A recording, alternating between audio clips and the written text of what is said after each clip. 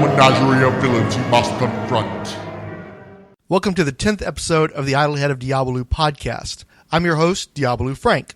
I've been involved in Martian Manhunter fandom since the late 90s, and I began a daily blog devoted to the character in 2007, from which this podcast derives its name. And in fact, this podcast exists to keep alive that blog once I stopped doing daily posts late last year. Now, you might wonder why this isn't the Martian Manhunter fan cast or something like that. And the reason is, beyond the fact that I don't want the responsibility of being the public face of Martian Manhunter fandom, I'm not just looking at exploring the character as a fanboy. I like Martian Manhunter a great deal, but I like to look at him objectively, I like to look at him critically, and I really want to advocate for his expanded universe. There are plenty of people who know who Martian Manhunter is from comics, from toys, from video games, cartoons. He's a well-known character in the sense of being familiar to people through those presentations, but I really don't think that he's familiar to people as a solo hero. The character's been around for 60 years, about a third of which he has spent in a monthly solo feature of some kind. But not very many people are aware of that. They don't know that he has his own supporting cast. He has his own villains.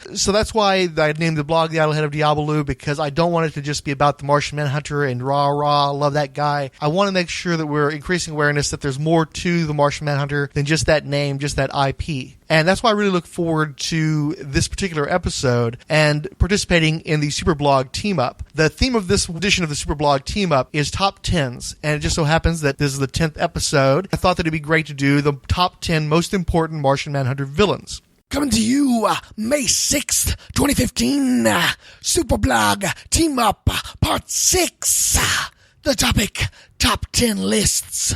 Official contributors include Longbox Graveyards, Top 10 Super Dogs, The Unspoken Decades, Top 10 Avengers Moments, In My Not So Humble Opinions, Top 10 Avengers Sketches, Legion of Super Bloggers, Top 10 Who's Who Legion Entries, The Superhero Satellites, Top 10 DC Comics titles that ended before their time, Floto's Page, Top 10 Green Lantern ring slings that don't appear in modern continuity, Fantastiverse's Top 10 Avengers Greatest Battles, Mystery Vlog, Top 10 Avengers Covers, the Marvel Superhero Podcasts, Top 10 Avengers and Age of Ultra tie-in, Chasing Amazing's Top 10 Favorite Moments of the Chase, Between the Pages, Top 10 Wackiest DC Comics Covers, Bronze Age Babies, Top 10 Bronze Age Characters,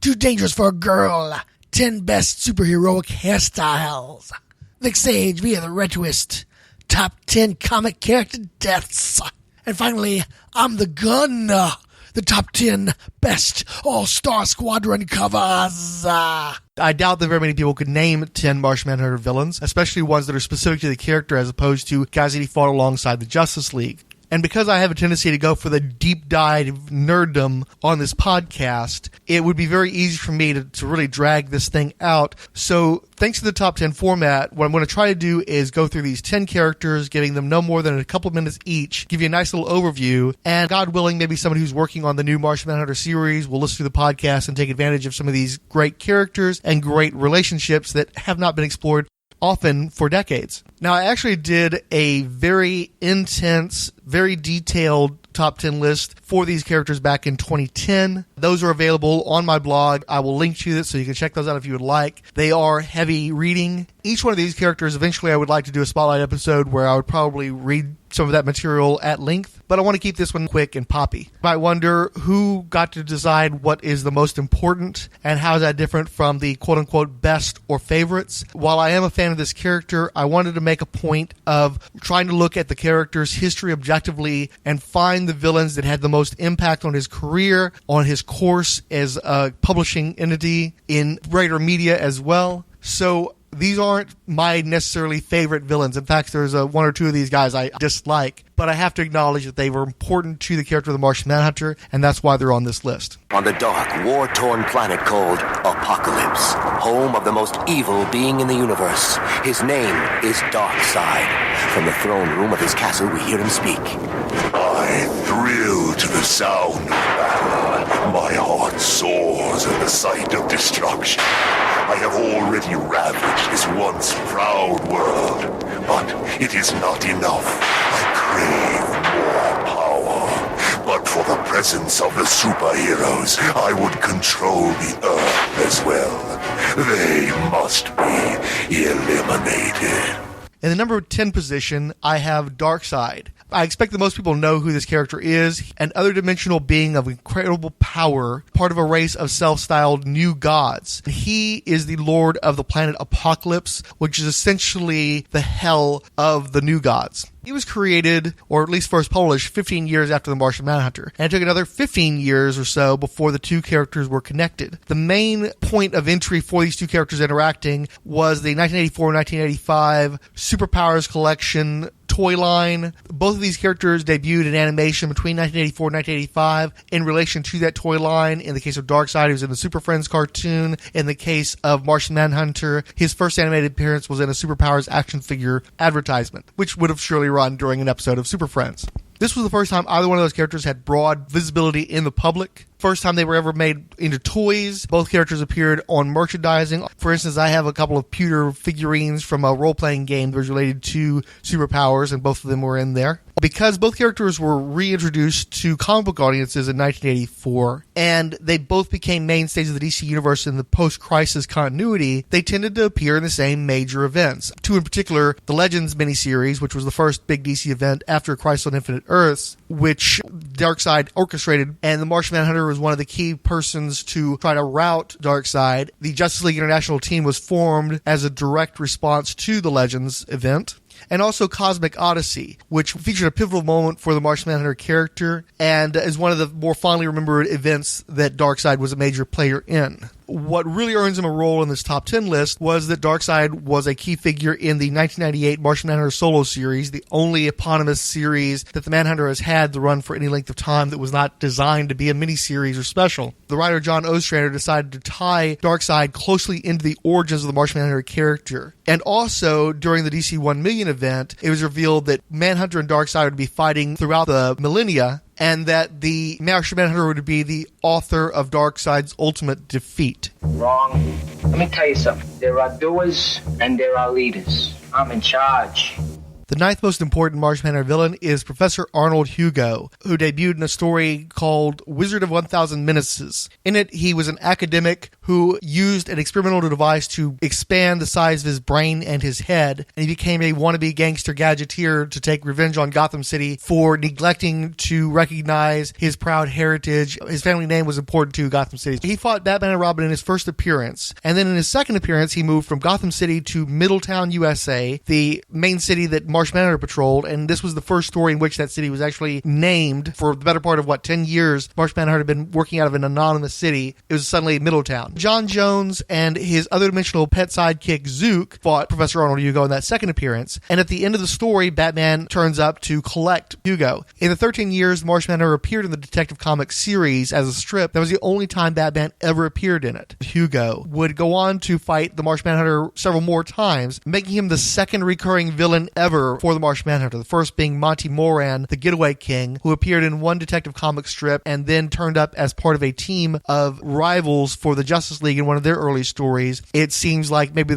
Gardner Fox just picked up a recent issue of Detective Comics, picked that one villain, used them one time, and then he never turned up again. Where Professor Arnold Hugo not only made the transition from the Manhunter strip in Detective Comics to House of Mystery, but he's the only villain to ever fight the Martian Manhunter in all three of his key Silver Age periods. He fought him when he was still police officer John Jones, and then once he gave up that identity and became a world traveler searching for a mystical artifact, Professor Arnold Hugo fought him during that period as well. And then later still, when Martian Manhunter adopted the identity of Marco Xavier and began living in Europe to fight the international criminal organization Vulture, Professor Arnold Hugo turned up there as well. Plus, I just love that character. He's a gas. He's basically the Martian Manhunter's Lex Luthor, and he's got this nasty chip on his shoulder that makes him great fun.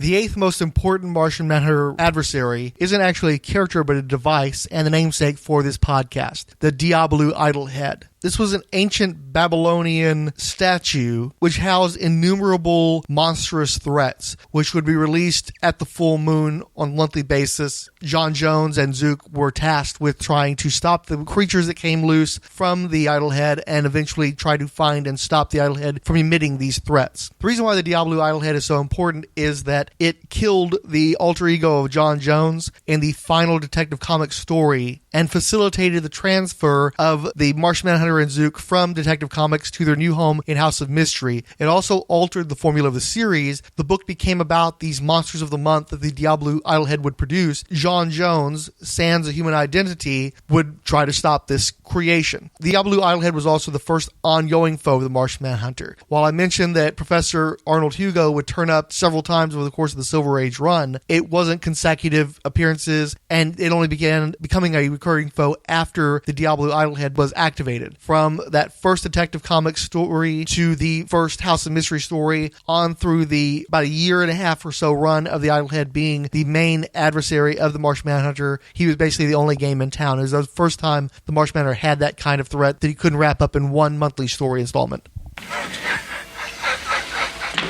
What have you heard? A fight ain't with you.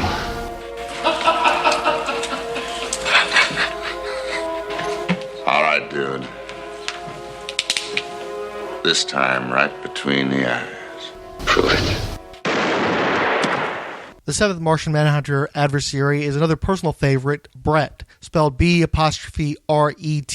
If John Jones is this sheriff that runs these nasty aliens out of his town when they show up on Earth, Brett is this cowardly, backstabbing desperado who strolls into town, making him sort of a perfect opposite number to the Silver Age Martian Manhunter. Brett's also interesting because he was the first Martian of a color besides green to appear in a strip. He has yellow skin. He's the only Martian to date to show up with yellow skin. Now, while it wasn't an issue necessarily in the story that he appeared in, obviously racial conflict became a cornerstone of the Martian Manhunter continuity, and to some extent, Brett introduced that concept into the strip. Brett also permanently altered John Jones's powers. Previous to the appearance of Brett, John Jones was actually active incognito, in secret. He would often use his powers while invisible so that nobody knew that Detective John Jones had superpowers. But because of exposure to a chemical that Brett had in his possession, John Jones could no longer conceal his activities on Earth, which led John Jones to becoming a superhero, and this was just prior to his induction into the Justice League of America. Brett set up the circumstances by which John Jones could join that team, which was, of course, one of the most important events in that character's life. Brett's no good, such and such, and just a fun character to put up against the stiff, upright Martian Manhunter. If Martian Manhunter is like Jack Webb, then Brett is like Jack Palance. Another thing I like about Brett, too, that separates him from a lot of the other big, heavy-duty villains on this list is that he is essentially a coward. He's a big man so long as he's got a gun and a drop on a weaker foe, but he's not really the kind of guy who's going to face you face-to-face.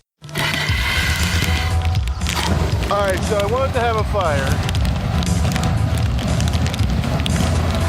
Okay, I'm about to light myself on fire.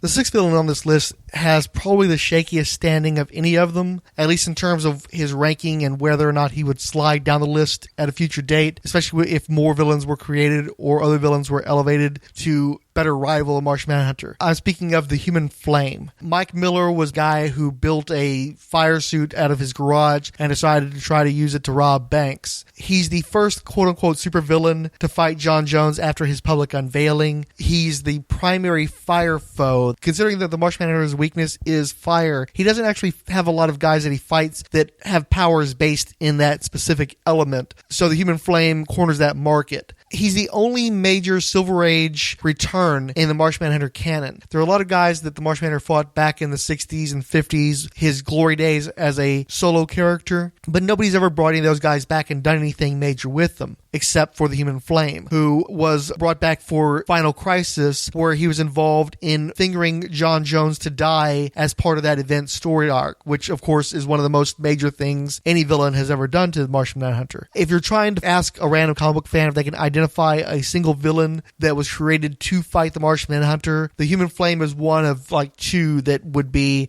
in any way probable that somebody could come up with. Although again, as the years distance from Final Crisis and its relative lack of impact, given that the Martian Manhunter was resurrected a couple of years later, I'm not sure how long that would have bearing. But one other thing that the Human Flame can lay credit to is he's the only Martian Manhunter villain to ever get his own miniseries run. I am Diabolu, and I will peel your mind apart. The fifth most important Martian Manhunter foe is perhaps one of the most controversial rankings. I'm speaking of Despero, who for many people is the go-to villain for Martian Manhunter. And of course, these characters have a long history together. Despero is an alien despot who was defeated by the Justice League and has spent most of his career trying to reclaim his homeworld of Kalanor and probably a few worlds besides. He has a number of powers which have changed over time, but the primary ones are telepathy, psionic blast, superhuman strength, and a high degree of resilience to the point of nigh invulnerability. Any damage he takes, he usually heals from quite quickly, even up to the point of being decapitated and growing a whole new body. Despero was one of the first villains of the Justice League. Martian Manhunter was, of course, a founding member of the Justice League. Both characters went into limbo going into the late 60s, only made sporadic appearances in the 70s, and then they both had major revivals in the mid-80s. Their popularity high point was probably in the 90s, and both characters remain active today. They both remain closely associated with the Justice League, even though they'll go for years and years without actually doing anything with those teams. There is no villain that has been around as long as Despero as an adversary for the Martian Manhunter, as someone who reappears over and over again. While they fought in the 1960s, their fights became personal in the early 80s when both characters were revived for a 2-issue story arc in Justice League of America. And when Despero kept coming back to fight the Justice League, the one member that consistently was on the team was Martian Manhunter, and you just had this slow-building personal enmity between the two characters, in particular because of the well-loved story arc in the early 90s, which pitted the two of them against one another. On the other hand, Despero was not created to be a Martian Manhunter villain. He is a little bit too powerful for the Martian Manhunter to take on his own, or at least that was previously the case. The New 52 seems to have changed that up quite a bit. Despero really can't be owned by Martian Manhunter. He's a Justice League villain first, and he's fought a lot of other people as well. He's this low on the list because he doesn't specifically fight the Martian Manhunter. It's not his main thing that he does. I am a lone professional in a field of amateurs. I do not wish you any harm, but my presence here is motivated by man's purest emotion, greed. I would like to thank you for arranging this meeting of my congenial competitors. Gentlemen, how do you propose we play the game? I trust you can offer something a little more formidable. I feel on fire. The fourth most important Alien Atlas adversary is Mr. V, aka Faceless, the mysterious masked leader of the international criminal organization Vulture. Now, while I mentioned that the Idlehead was the first threat that the Martian Manhunter fought on a monthly basis as a key element of his stories, Mr. V was the first villain to be a character with an actual voice and motivations as opposed to a story device in the case of the Idlehead. So in that sense, Mr. V is the first true ongoing foe. And V forever changed the formula of the series. Before, Martian Manhunter tended to play John Jones, police detective, in his own strip, and he would assume occasional throwaway identities when he was pursuing the Idlehead. It wasn't until the introduction of Mr. V that John Jones adopted his second ongoing human identity as Marco Xavier, and assumed other identities as well that were important to the story to infiltrate organizations. And so that aspect of the character, the Martian Manhunter as the spy and the shapeshifter, was put into focus through the Vulture stories. Martian Manhunter became a much darker, grimmer character over the course of those stories, which is an aspect of the character that it continues through to this day. Mr. V is the one who got rid of the supernatural elements of the series that were in place during the Detective Comics run and very much in the first half of the House of Mystery run, instead focusing on science fiction, spy-type stories. He's also the reason why Zook was punted out of the strip. Mr. V was only the second Martian Manhunter foe to fight the Justice League of America, to remind people that Martian Manhunter did have a life outside of that team. Mr. V was referenced in the Superpowers Collection character card for the Martian Manhunter. He was referenced in the Amalgam event miniseries, which combined DC and Marvel characters. And frankly, the Vulture stories from House of Mystery are among my favorite Martian Manhunter solo stories. They're the ones that are the most easily recommended to people who hadn't read anything before, because in part, they most closely resemble the Martian Manhunter you know, as opposed to the vastly different character that appeared in the Detective Comics series. strange, don't you think? Watching me and not saying anything. I don't mind. I always knew you were abusive. I do you, you do me. Aren't I telling you what you've always suspected? What you've always wanted to hear? What else do you want to hear? In spite of everything, I love you. I really, truly love you. Don't you know? Can't you guess? You've seen who I really am. You've seen more than anybody ever. And the amazing thing is, really, all this time you never suspected. I just wanted to say, a psychopath can still love somebody, can't they? Not that it's your business. The third most important Martian Manhunter foe is Bel-Juz, a green Martian Jezebel who was introduced after the destruction of Mars in the 1970s. She is perhaps the single greatest betrayer of the concept of the Great Evolution. That's something we've talked about in recent podcasts, where my feeling is that Martian Manhunter was guided by this idea of the Martian people being a superior people who had gotten rid of war, had gotten rid of crime. That was disproven in the series itself. But most of the green Martians that turned up from that point onwards weren't really that bad, where Bel-Juz was just full-on evil. She was someone who was willing to betray her own people, to betray the principles of the Great Evolution time and time again for her own well-being, for her own protection. She was only the second major female Martian introduced in the span of the series after John Jones's mom. She fought Superman. She's the primary surviving foe of the Bronze Age, meaning that she was introduced in the 1970s, she was still active in the 1980s, and virtually nobody else from that period ever turned up again. Bel-Juz started the War of the Worlds in 1984 that led to John Jones coming back to Earth, to becoming a Justice League member, to becoming estranged from his own people. Bel-Juz was able to turn Martian Manhunter, in the eyes of his people, into a traitor through her own treachery. And that altered the course of the Martian Manhunter's life and career, because around the same time that she was being introduced, a miniseries was in development called Jim, Son of Mars, in which John Jones would become an elderly mentor figure pushed into the background, while Jim would take his place and be the hot new Martian on the scene. Because of Bel-Juz and the Earth-Mars War story arc in Justice League of America, Jim, Son of Mars became Jim, Son of Saturn, and to a large degree has been pushed into obscurity, where at one point in time he threatened the existence of John Jones as an important player in the DC universe. The scary guy's Malafa'ak. What's that supposed to be? An invitation.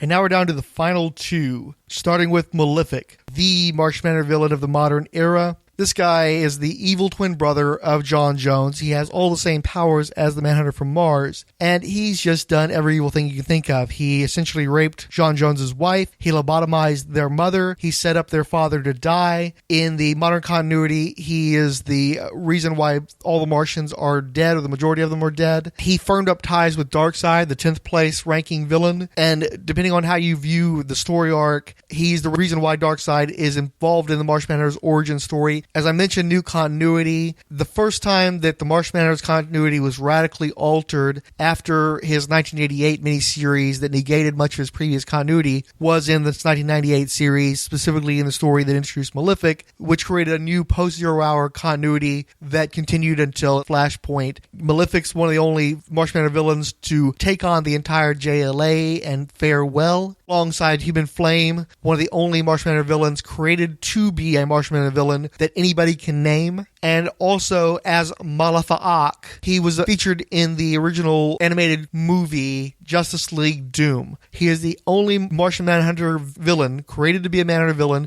who's ever made the transition to an outside medium. There are no Human Flame action figures. There are no Mr. V trading cards, but Malafa'ak has appeared in animation. You know, it's an ugly business doing one's duty, but just occasionally, it's a real pleasure. With Malafa'ak out of the way, there can be only one number one, Commander Blanks. This is a character that had a huge impact on the Martian Manhunter. For starters, he introduced the concept of retroactive continuity to the Martian Manhunter. If you look at most of the classic Justice League heroes, they've all had retroactive continuity applied to their histories. But inevitably, things spring back to those original stories. People always go back to the seminal works. The Martian Manhunter is perhaps the only major DC hero who has not gone back to his Silver Age iconic roots. His iconic form in the minds of most readers is his Bronze Age reconception, which began with this retroactive continuity. Because of retroactive continuity, Commander Blanks was made the first Martian Manhunter villain. This is the first guy who fought Manhunter, who led to Manhunter being exiled on Mars, which in turn led to his exile from Mars to Earth and his remaining on Earth. The reason given for why John Jones didn't just go back to Mars on one of the many opportunities he had in Silver Age stories was because on Mars, here's the evil Commander Blanks waiting for him. I should have probably said this at the onset. Commander Blanks is a white Martian who commands military forces for that race on the planet Mars in opposition to John Jones's green-skinned Martians. And when John Jones and Commander Blanks fought, John Jones lost, admittedly through treachery, but he still lost against this character. Now, I mentioned green-skinned versus white-skinned Martians. The first story to ever make reference to there being two races of Martians was the introduction of Commander Blanks. While there was allusions made in the Brett story, that could just as easily be a simple coloring error, where it was made text in the Blank story, and that race war in Martian stories is a hallmark of Martian Manhunter tales. While Mr. V and Monty Moran appeared in Justice League, Commander Blanks was the first Martian Manhunter villain to have a major impact in a JLA story and reintroduced Martian Manhunter to readers through that story, since his origin was changed and featured in a much larger venue than his former home in the House of Mystery or in Detective Comics. Blanks galvanized the League. In a second story that he appeared in 1977, he was again retroactively made responsible for the creation of the Justice League of America. They apparently formed in order to stop Commander Blanks and a reign of terror that he was inflicting upon the Earth in pursuit of John Jones, his mortal enemy. Commander Blanks also inspired the first, again, retconned event of the Silver Age heroes. Not only do the people who formed the Justice League of America get together to stop Commander Blanks, but everybody else who was active as of 1959. Rip Hunter, Plastic Man, the Black Hawks, the Challengers of the Unknown, all these guys got together to try to stop Commander Blanks.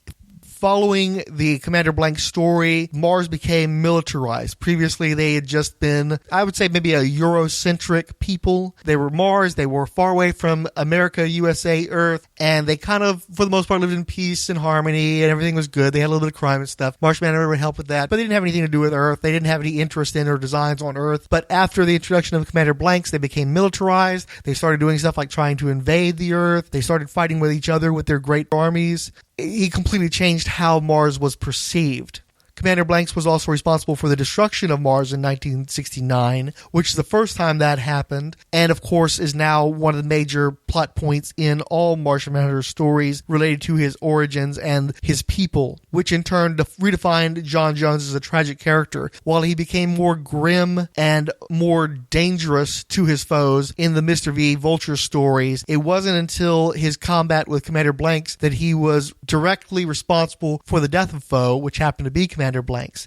And this occurred because Commander Blanks had killed everyone that Martian Manhunter had ever known and loved among his people. And so most every other Martian Manhunter story to come out for the next 15 years was about John being messed up over his people being dead and what he can do to help them and what he can do to stop them from doing bad things after this traumatized lots decided to start invading everybody else. Commander Blanks was referenced on the Superpowers Collection Martian Manhunter action figure card. He's referenced in Who's Who. He was basically the biggest thing in Martian Manhunter's life up until the 1988 retcon that wiped out most of Martian Manhunter's prior history. So he's the one most responsible for ushering in the retcon in Martian Manhunter stories, and he himself was taken out by a retcon. But Commander Blanks remains a hugely important character in defining who the Martian Manhunter would be from 1968 onward. He's obviously the prototype for Malefic and some of the other lame characters that they've come up with that do the same sort of things to Mars that Commander Blanks did. And I think the character's great. I think he's one of the most important characters to Martian Manhunter's entire history, obviously. And he's a guy who's due to have a New 52 comeback. So I'm hoping for that. Your ego betrays you. Will you not listen to reason? This won't end well for you. We received retweets from Between the Pages, Bob at RJ Holmes123, Charlton Hero, Count Druncula, Darren and Ruth Sutherland, Eternal Rage, Fantastiverse, Flotospan, Illegal Machine, who added #Hangin' Green, Keith G. Baker, Luke Dobb, Martin Gray, Marty Light, Nicholas Cormier, Odyssey Unleashed, The Penultimate Randy Micah Smith, Randy Caldwell, and Siskoid. We also received favorites from Bob, Charlton Hero, Count Druncula, Darren and Ruth Sutherland, Ed Moore at Teal Productions and at Indie Comics Fan, Inigo Montoya at Urban Fantasist, Eternal Rage, Fantastiverse, Jacob Edwards at Man Punch It, Luke Dobb, Martin Gray, who added Why Frank You, not quite sure how to take that, Myth Making, etc., Nicholas Cormier, Odyssey Unleashed, Oscar Olalde, Patty Webb, The Penultimate Randy Micah Smith, Randy Caldwell, Siskoid, and the Top 5 Road Crew. If you enjoyed the Idlehead of Diabolu podcast, you might also want to try the DC Bloodlines podcast, which will have a similar format and the same amount of me for now at least. It's not really being advertised as part of the Superblog Team Up number 6, but you can find it on our Rolled Spine podcast link page. Or just run a Google search for DC Bloodlines, it comes right up. It's also available on iTunes. Podcast listeners should feel free to leave a comment on one of our blogs, either the Umbrella Rolled Spine podcasts or the specific Idlehead of Diabolu blog. Both are available quite easily through Google searches. You can also shoot me a tweet at Commander Blanks, that's BLANX. Thank you for listening.